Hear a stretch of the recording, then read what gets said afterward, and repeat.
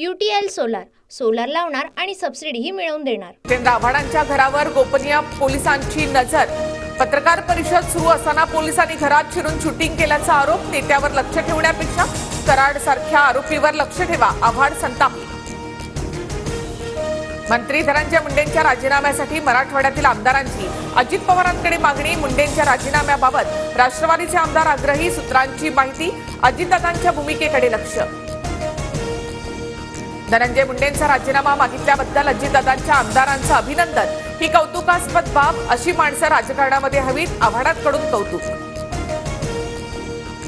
मंत्री धनंजय मुंडेंचा राजीनामा 100% झालाच पाहिजे। काँग्रेसच्या काळामध्ये जेव्हा राजीनामे मागितले जायचे त्यावेळी नैतिकता स्वीकारून आम्ही राजीनामे देत होतो। खासदार प्रणिती शिंदेंचाही मुंडेंवर हल्लाबोल।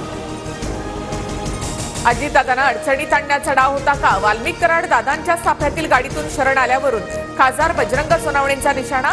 गाडी मालक आरोपींना मदत करत असल्याचाही आरोप। खंडणीतील 50 लाख घेतले, उरलेले 1.5 कोटी घेण्यासाठी आकांनी माणसं पाठवली आणि त्यानंतर सुरेश दास यांच्या दाव्याने खळबळ। वाल्मिक कराडकडून कोठडीमध्ये 24 तास मदतनीस मिळण्याची मागणी। स्लीप ॲपनिया आजार असल्याचा दावा, तर केस कोर्टाने मागणी फेटाळली।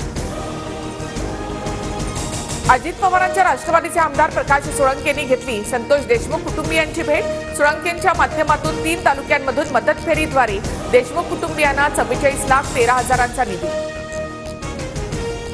कुठल्याही व्यक्तीला VIP ट्रीटमेंट देऊ नये, खासदार सुप्रिया सुळे यांची मागणी। अजित पवार पुन्हा पुण्याचे पालकमंत्री होणार। सूत्रांची माहिती, पुण्यासह बीड जिल्ह्याचे देखील पालकमंत्रीपद राष्ट्रवादीला मिळणार। बीडचा पालकमंत्रीपद राष्ट्रवादीने मागितलंय। पालकमंत्री कुणाला नेमायचा हा त्यांच्या पक्षाचा अधिकार। बावनकुळेंची प्रतिक्रिया। पालकमंत्रीपदाबाबत 3ही नेते एकत्र बसून निर्णय घेतील। पक्षाध्यक्ष म्हणून याबाबत अजितदादांशी चर्चा करू। पालकमंत्रीपदाबाबत सुनील तटकरेंची प्रतिक्रिया। नक्षलग्रस्त गडचिरोली जिल्ह्याची ओळख पोलादी सिटी होणार असल्यास फडणवीस कौतुकासाठी पात्र। सामनामधून मुख्यमंत्र्यांवर स्तुतीसुमनं, तर एकनाथ शिंदेंवर मात्र निशाणा। सामनातून माझं कौतुक केलं हे चांगलं आहे, धन्यवाद। सामनाच्या अग्रलेखावर फडणवीसांची पहिली प्रतिक्रिया। गडचिरोलीमध्ये रोजगार वाढून नक्षलवाद कमी होत असल्यास कौतुक का करू नये, राऊतांचा सवाल, तर फडणवीसांनी उचललेला पाऊल कौतुकास्पद असल्याची प्रतिक्रिया। राजन साळवी ठाकरे गट सोडणार असल्याच्या चर्चा। माझ्यावर अन्याय झाल्याचं पदाधिकाऱ्यांचं म्हणणं। योग्य वेळी योग्य निर्णय घेणार।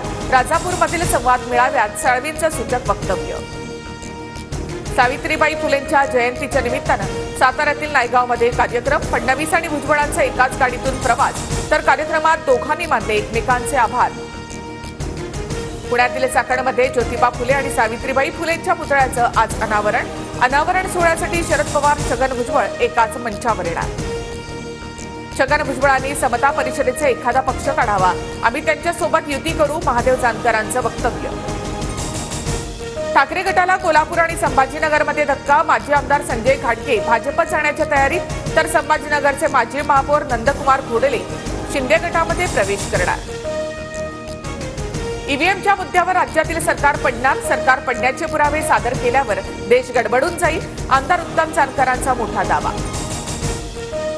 मोहित कंबोज यांनीच ईव्हीएम घोटाळा केला, उत्तम जानकरांचा आरोप, तर जानकर हे अपघातानेच आमदार झाल्याचा राधाकृष्ण विखे पाटलांचा टोला। भाजपचे नवे प्रदेशाध्यक्ष मार्चमध्ये निवडणार। 15 मार्चपर्यंत नवा प्रदेशाध्यक्ष मिळण्याची शक्यता। बूथ प्रमुख, जिल्हा प्रमुख निवडीनंतर प्रदेशाध्यक्ष निवडला जाणार। नवी मुंबईच्या सातपाडा परिसरातील गोळीबारात 1 जण जखमी। अज्ञात आरोपीने 7 ते 8 राऊंड फायर केल्याची माहिती। पोलिसांकडून तपास सुरू।